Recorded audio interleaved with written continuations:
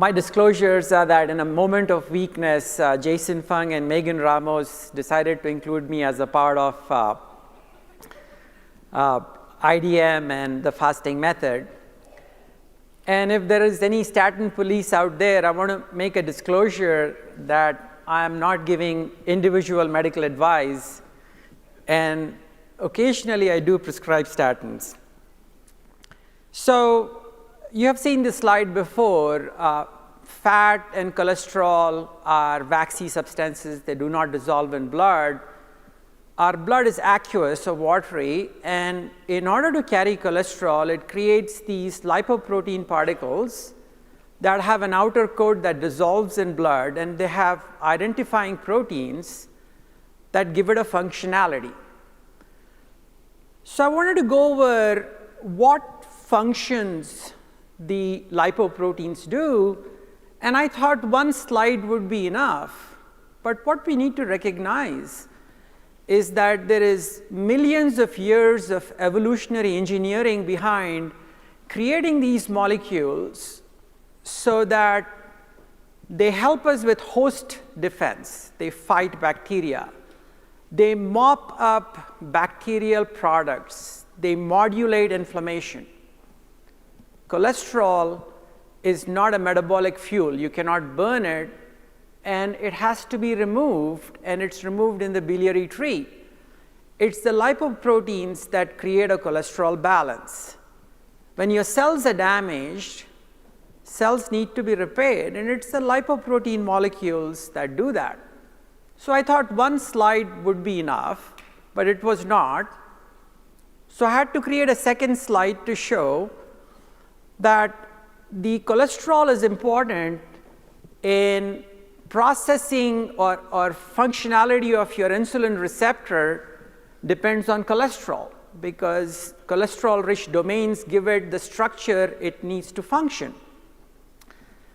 Our sex hormones, the LDL supplies the raw materials for the sex hormones to be made.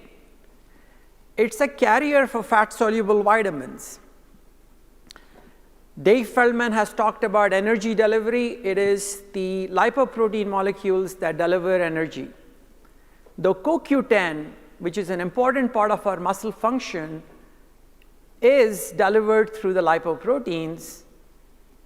And who knew that prevention of vascular calcification that Jeff was talking about is also modulated because cholesterol is involved in converting vitamin K1 to K2, which prevents vascular calcification. So the question we should ask is that, should I tamper with these lipoproteins in general, or LDL in particular, when millions of years of evolutionary engineering has given it so many different biologic functions that I have pointed out? And this list by no means is complete. What we need to recognize is that nature has already done some of this for us, and it has created a situation which is called A-beta lipoproteinemia, in which the LDL is absent. So we should think that a person with an absent LDL should live forever. So when we look at a group of these individuals, let's see what happens. They have a failure to thrive, they get recurrent infections, they get blindness, they get issues with regards to their neuromuscular function. In other words, movement disorders. They get a fatty liver, and instead of living forever, they die in their third or fourth decade. The reason is that the lipoprotein molecules are important in supplying cholesterol to your nerves, in carrying fat-soluble vitamins, in fighting infections. But as it so happens, we don't want to learn from nature's mistakes. We want to do our own. And that's why we started this era of statins and a new drug which is called PCSK9, and hopefully I'll have time to get into that. Now, cholesterol is vitally important for us. If you ate no cholesterol and you became a complete vegan, your body will still make 3,000 milligrams of cholesterol every day. 3 grams, 3,000 milligrams. There's a synthetic machinery that our body has to make cholesterol, and while it's making cholesterol, it also makes certain very important molecules that have biologic function. Now, statins prevent cholesterol production very high up in the chain of this cascade. So what we noticed is that isopentenyl is making us certain proteins called selenoproteins that give us antioxidant protection. It's converting vitamin K1 to K2 that prevents vascular calcification. CoQ10 is important because it helps muscle function. Dolecol, which is a cholesterol precursor, is helping us process the insulin receptor, and cholesterol itself is involved in giving the membrane the integrity that it needs. So I have been accused of being very nerdy, and that was quite nerdy. So how do I unpack this? How do I be redundant? So to reiterate, the isopentenyl is involved in creating certain antioxidative enzymes that prevent free radical damage, that the isopentenyl converts K1 to K2 so that vascular calcification is prevented, that CoQ10 is involved in muscle function, that dolecol is processing the insulin receptor, and cholesterol itself is providing certain cholesterol-rich domains so that receptors can function. And here is an example of an insulin receptor. The insulin receptor sits in caveolae, which is a cholesterol-rich domain. And in that cholesterol-rich domain, the receptor functions well because it has the structural integrity. When you remove the cholesterol, the insulin receptor does not function well, as we shall see later. Now, we talked about dolecol as a precursor for cholesterol production, and dolecol is involved. It takes the protein manufacturing machinery of the body, and in that location where the insulin receptor is being made, it attaches a sugar residue so that the receptor can function well. So cholesterol is involved in every step of the way for processing of the insulin receptor. At the level of the membrane, it sits in a cholesterol-rich domain. The sugar residue is through dolecol, a cholesterol intermediate, and the pore through which, the channel through which the body takes in sugar, the GLUT4 channel, is also processed through the selenoproteins made by cholesterol. So is this all just biochemistry, or is there any clinical relevance to this? And the clinical relevance to this is coming from the Women's Health Initiative study. 10,000 of these women were on statins, 140 were not. What happened? The women that were on statins, 3 years later, the chances of them being a diabetic was a little close to 10% compared to 6% in women not taking statins, a 3.5% difference. If you were a Hispanic, you are more susceptible to statin damage, and the difference was not 3.5%, it was 5%.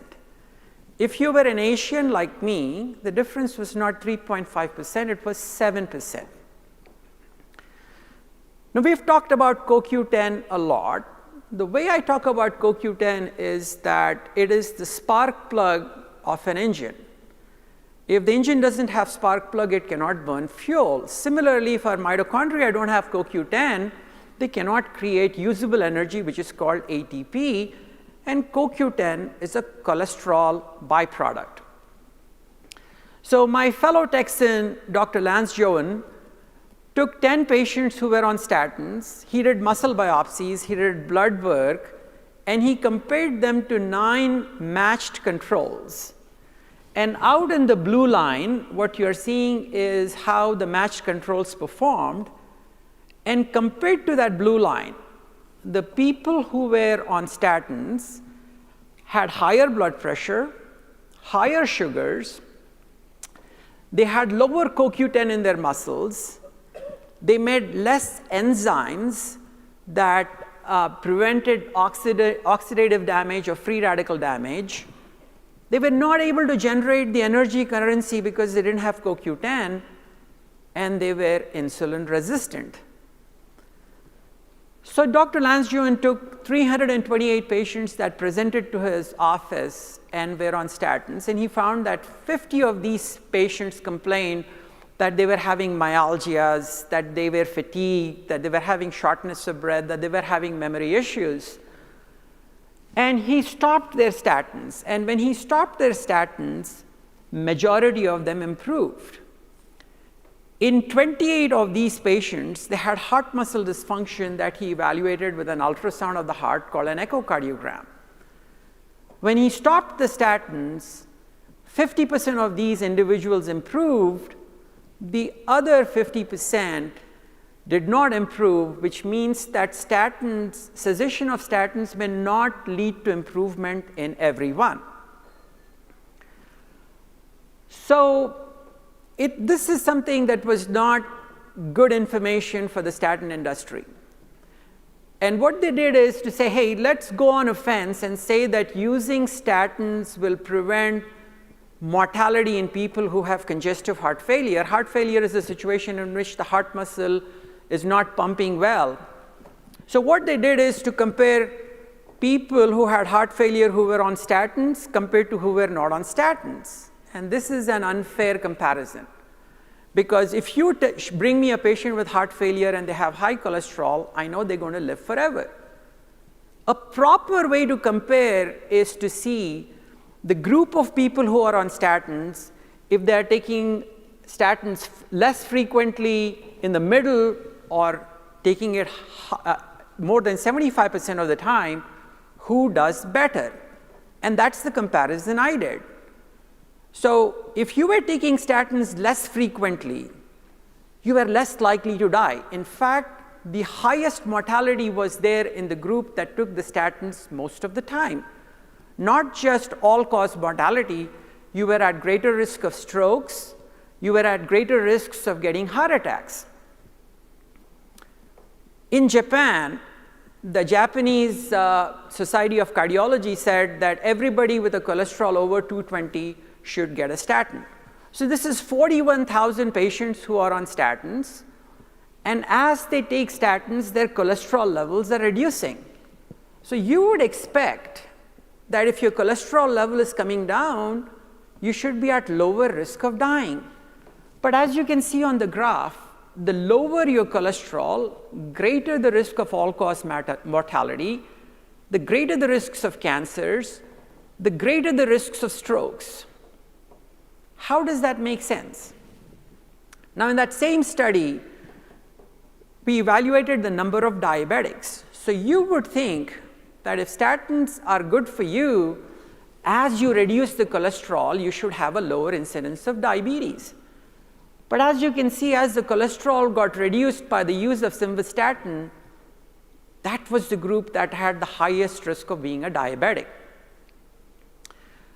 Now, we said that the cholesterol intermediates are involved in preventing oxidative injury because the prenyl intermediates take the protein manufacturing machinery that we have and create selenoproteins that prevent oxidative damage. They also make some DNA repair enzymes that prevents injury to our cells so that we don't get cancers. So this is the function of the cholesterol intermediates. So again, the deception from the statin industry and the statin experts is that let's go on a fence and say that statin use is associated with a reduced chance of having mortality if you have cancers. So they took a Danish population, 40 years and older, all of them had cancers, and they're comparing people who are not on statins to people who are on statins. Again, this is an unfair comparison. The reason is that if you have high cholesterol and you have cancers, you have a better chance of survival. And you would give cholesterol reducing medicines only to somebody who has high cholesterol, not to somebody who has low cholesterol. So similarly, the comparison should be that somebody on low dose, middle dose, and high dose, if cholesterol is beneficial in preventing them from dying, the higher the cholesterol, the higher the statin dose, the lower should be your mortality. But not so. In this study, if you were on the highest dose of cholesterol, you had a much greater chance of all-cause mortality and also of cancer mortality compared to the low-dose cholesterol group. Now, this is a study done in patients 65 years and older, called an older population, and I looked at that and I said, what do you mean, 65 is old? But anyway, there were 3,000 patients in each group. The pravastatin use reduced cholesterol by roughly 33%. They were followed for 3 years. What happened? The people on pravastatin had 50 more cancers approximately. It was statistically significant. So Jeff showed his slide of having calcium in his LAD. I'm sorry, he doesn't have calcium in the LAD, somebody else does. He has a 0 calcium score. And the cholesterol converts vitamin K1 to K2, the prenyl intermediates, and they activate an enzyme that prevents calcium deposition in the blood vessels of the heart. So this is a VA study, and the VA study was done in patients who were on statins not using frequently versus those who were using frequently. When you see the people who were using statins a lot, they had more calcification. When they were followed at 4.3 years, the progression of calcium was highest in the people using statins compared to the people who were not. So for the sake of time, I'm skipping some slides. They are on my Twitter feed. This is another compelling information. You take smooth muscle cells. These are cells that line the wall of the vessel, and you grow them in a culture dish, and you give them increasing amounts of the statin drug. And what you're finding on the slide to the left of the screen here is that as the dose of statin increased, more cells were dying. Now, a picture is worth 1,000 words, and in this picture, the arrows are pointing to the effects of statins that are killing the smooth muscle cells. Now, I wanted to make sure that I have a few slides that showed animation so that you know that I can make good slides. So here is a cell that is undergoing repair, and as it undergoes repair, it puts cholesterol out into the milieu. The HDL, which looks discoid in the beginning, is there to pick up the cholesterol. It becomes spherical, and then it does this amazing thing. It transfers the cholesterol from HDL to LDL. The LDL takes the cholesterol. It is then subsequently removed by the liver through the LDL receptor, and the liver recycles the cholesterol and the protein. This is an important biologic function. But if you prevent that transfer, which is happening through the CETP enzyme, you create something that medical professionals like a lot. You are increasing your HDL, you are reducing your LDL. So that's what happened in this study. So this is an Illuminate trial, about 7,500 patients in each group. The group to the left, the HDL, which is the good cholesterol, is very high, 83. The LDL is very low. A cardiologist like me would salivate over this, say, this is so good. Why are you even coming to see me? You don't need to come see me because you're going to live forever. What happened in this study? With high HDL and low LDL, more people died, more people had cancer mortality, more were hospitalized for heart failure, more had infections, and more had strokes. So this is where I want to tell you how an industry-sponsored clinical trial is done. 95% of studies that are done on statins are sponsored by the industry. And the industry plays the clinical side, which is at the top of the slide. About 400 sites in about 25 countries is a blockbuster study. Physicians like me at the site are paid by the industry. The industry hires a team of experts called CAC, Central Adjudicating Committee. They are paid by the pharmaceutical industry. They hire a DSM, a Data Safety and Monitoring Committee, that's designed to protect the patient. Who pays them? It's the pharmaceutical industry. The FDA, which is to approve new drugs, a substantial portion of their budget comes from the pharmaceutical industry. There's a revolving door between pharmaceutical industry and FDA. You would think that medical journals that take these blockbuster studies that are going to make mega profit for the industry, are they conflicted? Yes, they are, because when a blockbuster study is published, millions of reprints are ordered that is extremely beneficial for the statin industry and for the medical journals. You would think that American Heart Association and ACC are not conflicted, but just go to one of their meetings and see the dominance of the industry. A large portion of their budget comes from them. You would think that physicians like me are not conflicted, but they'll come and say, Dr. Ali, we think that you are a pretty good opinion leader in your community. You can speak. Why don't we give you about $3,000 5 nights a month? And why don't you go and tell your friends and your community that this is a good drug, please use it. I urge you to go to propublica.com, put the names of the physicians. You'll be shocked to see that some physicians are earning between $100,000 to $500,000 a year speaking for the industry and promoting their drugs. So let's say that the pharmaceutical industry, the doctors who have done the study are completely ethical, they're above board, they have done nothing wrong, that the data is robust. And you say, come and show me the best study you have done that shows that statin is beneficial. You got to go back to 1994, the Forest trial, about 4,000 plus patients in Scandinavia, half of them given simvastatin, half of them not given simvastatin. At the end of 5 years, the reduction in mortality was 0.6% per year. That is the most robust endpoint, mortality. 0.6% per year. Okay?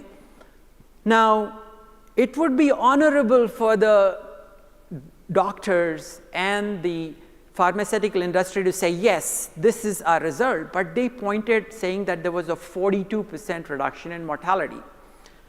Now, I borrowed these slides from Malcolm Kendrick. I've used them before. I would appreciate that even if you have heard it before, that you laugh. Let's say the Colorado Lotto, if you buy a ticket, your chances of winning is 1 in 15 million. And I come and say, I'm an expert at predicting who will win. I'll increase your chances by winning by 50%. How much is that realistically? That is 1.5 in 15 million. So in absolute terms, that is 0.603. So if I were a pharmaceutical industry, I would sell my wares like this. Do you want to be a millionaire? Send me $50. I will increase your chances by 50%. This is no con trick. On the other hand, if I were being honest, this is what I would say, that the pathetic, desperate, lonely Dr. Ali can very minusculely increase your chances of winning the lotto. Please send me this much money. You get the point. So the truth is that you should always talk about absolute risk reduction, never relative risk reduction. So I don't want you to get bogged down by the slide. I took a lot of time to prepare it, and it has very useful information. So in the LDL reduction line, it's showing the degree of reduction in LDL over time from 1994 to 2017. And on the mortality benefit line is showing the degree of mortality benefit.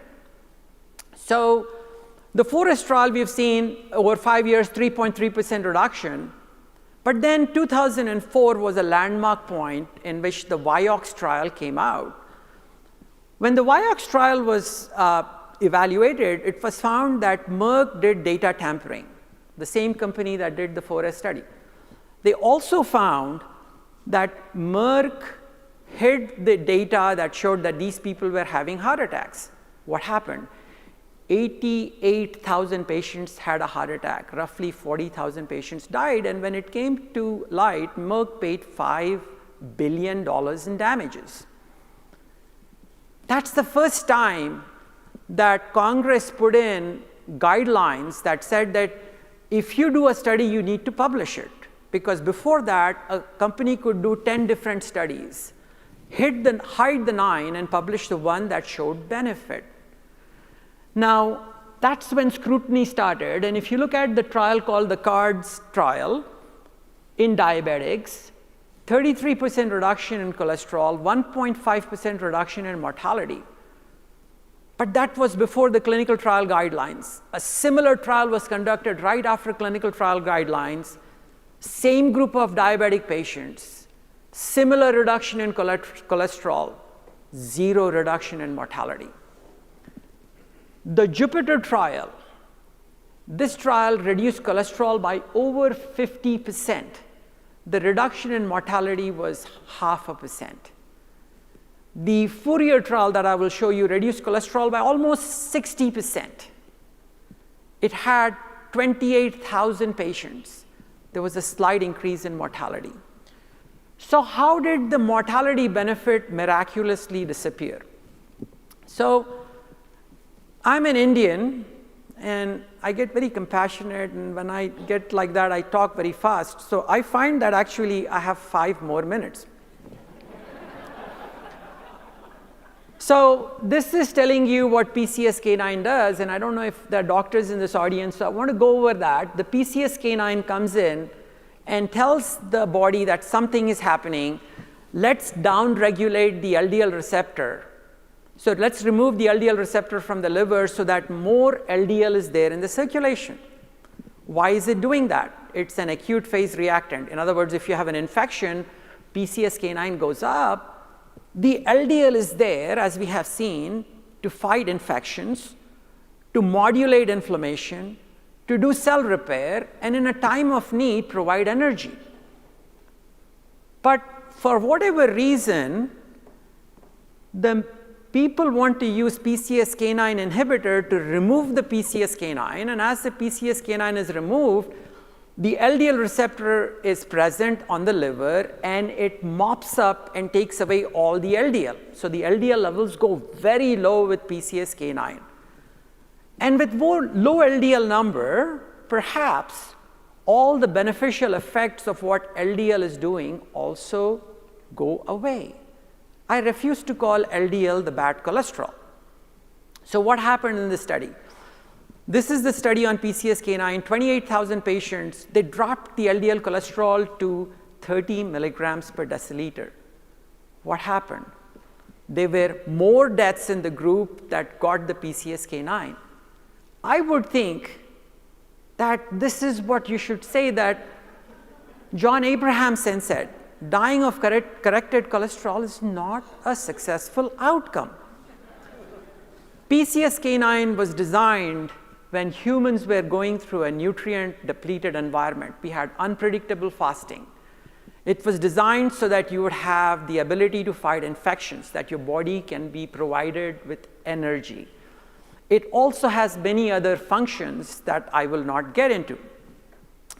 So the big pharma, the food industry, near 100% of cardiologists, the American Heart are telling us, eat a processed vegan diet, take statins, take PCSK9 inhibitors. They want to wipe the LDL and the PCSK9 out of our bodies.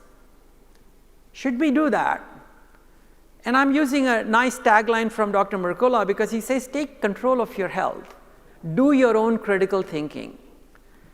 So when I prescribe a statin, I think that I need to discuss with the patient the risks and benefits. That's informed consent. Because should I view statins as mitochondrial toxins, something that affect memory and cognition, that cause vascular calcification, that cause insulin resistance, that promote oxidative injury, that damage your muscles, that most of the trials that have been done are conflicted by industry interest. So I'm going to use this and the next as my last slide. And I think that as a physician, I have a right to say this. I think that physicians have abdicated their clinical responsibility to their patients. They are looking to key opinion leaders, big pharma, food industry, various medical societies, and they are failing to talk to their patients. They have ceased their clinical thinking abilities.